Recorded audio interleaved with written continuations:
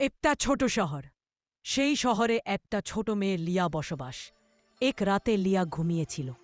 সে স্বপ্নে দেখল তাদের ছোট শহরের দিকে একটা বড় কালো ধোঁয়ার দানব এগিয়ে আসছে। মানুষজন আতঙ্কে, আর তার বন্ধু আয়ান, রুবি আর রিহান জাদুর রিং দিয়ে সেই ধোঁয়া আটকানোর চেষ্টা করছে। কিন্তু কিছুতেই ধোঁয়াকে থামানো যাচ্ছে না। লিয়া বুঝল একসাথে কিছু করতে হবে। সে চিৎকার করে বলল, সব রিং একসাথে ধরো। 5 রিংয়ের আলো এক হয়ে তৈরি হল বিশাল জ্যোতিকণা। সেই আলো থেকে আবির্ভাব হল ইকো গার্ডিয়ান, নীল সবুজ ঝলমলে প্রকৃতির সুপারহিরো। তিনি ঘূর্ণি তৈরি করে ধোঁয়ার দানবকে টেনে নিয়ে ধোঁয়াকে পরিণত করলেন ঝকঝকে পরিষ্কার বাতাসে। ঠিক তখনই লিয়ার ঘুম ভেঙে গেল। সে বুঝল এটা শুধু স্বপ্ন নয়, একটা বার্তা। পরদিন সকালে লিয়া তার সব বন্ধুদের ডাকল।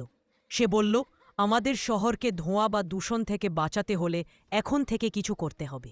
বন্ধুরা একসাথে মাথা নেড়ে রাজি হল। তারা সবাই মিলে ঠিক করল শহরে বেশি বেশি গাছ লাগাবে, অন্যদেরও গাছ লাগাতে উৎসাহিত করবে, আর শহর পরিষ্কার রাখবে।